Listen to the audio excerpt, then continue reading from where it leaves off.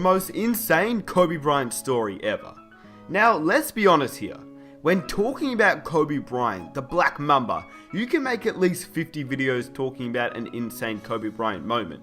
He was in the league for 20 years and had countless incredible stories each and every year. Now, if you guys want to watch a video talking about 7 of his best stories, I'd advise you to go over to Michael Zemba's channel after this video and watch his. This story I'm about to tell you is one that Mike didn't put in his video, and to be honest with you, in my opinion, it's his craziest story. If not, it's definitely top 5. Now, this story not only shows how dedicated to the game Kobe truly was, but it shows how much Kobe Bryant practiced each day to even realize what was happening at the time. That probably doesn't make any sense, so let me explain. Here is the most insane Kobe Bryant story ever. I will also say this is from Gerald Henderson's article in the Players Tribune, which I'll leave a link to in the description box down below. The story starts in Charlotte 2009.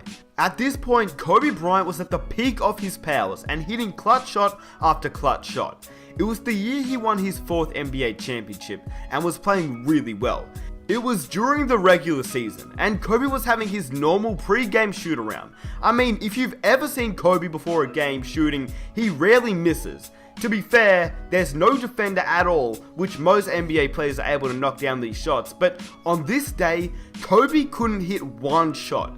I mean, maybe he was just not feeling it this day. It happens. Players can sometimes just feel a little tired on back-to-backs, injuries can take over, but usually it's fatigue after a back-to-back game and things of that nature. Except, this is Kobe Bryant we're talking about here. This isn't just a regular player. Kobe was missing wide open shots after wide open shots with no defenders around him. So obviously something seemed a little bit odd. Kobe Bryant missing wide open shots, no defenders around him, that seems really fishy. So Kobe Bryant proceeds to walk to the middle of the court, looks directly at the rim, turns around and says, "There's something wrong with the rim." Not his shot, the rim. He said that to Gerald Henderson. The first thing that Kobe Bryant ever said to him. In fact, this was the first time they'd ever actually met. Well, kind of. At the time, like I said, Henderson was playing in Charlotte, but it was actually his rookie year in 2009, and the Lakers were visiting. Now, Henderson had looked up to Kobe his entire childhood, just as Kobe Bryant had looked up to Jordan, and how most players entering the NBA look up to LeBron James nowadays. I mean, playing your idol or a player that you looked up to is a pretty big deal. And Gerald Henderson was a kid from Philly, who grew up close to Lower Merion. Obviously having that connection with Lower Merion and Kobe Bryant was quite strong, as Kobe was not only a national legend, he was a hometown legend. He played high school there, and that was a pretty big deal for Henderson growing up. He said that when he was 9 years old, his dad brought him to a high school game where Kobe Bryant dropped 50 points and sat for the 4th quarter. He also said he had visions of Kobe Bryant pulling up from one step inside the half court and draining it, and then walking back on defense with a strut, as if he knew just how good he was. He did. Lower Merion was a small gym, standing room only. Everyone was there to see him. So as you can imagine, Henderson was pretty pumped to be playing Kobe Bryant, the great, the legend, Kobe Black Mamba Bryant. And by 2009, Kobe and him were both NBA players. Anyway, back to the story. Henderson was already shooting around, and there's still about 45 minutes until the tip-off. And in Henderson's own words, he says, "Kobe's on the other end, still shooting, and I'm glancing over at him. Remember, I'm a rookie. I want to see how this guy approaches warm-ups. He's one of the greatest of all time. Maybe I can learn something from him, steal a move or two." I looked up and he had stopped shooting. Kobe was up to something, but it was weird. He was missing more shots than he was making. Honestly, he was missing a lot. All of a sudden, I look up to Kobe and he stopped shooting. He was holding the ball on his hip with one hand and motioning to the sideline with the other. Then all sorts of commotion started. A crew of maintenance guys showed up out of nowhere. It looked like a hockey line maintenance guys rushing on and off the court. Kobe was saying something to them and gesturing, but from where I was standing, I couldn't make out what they were saying.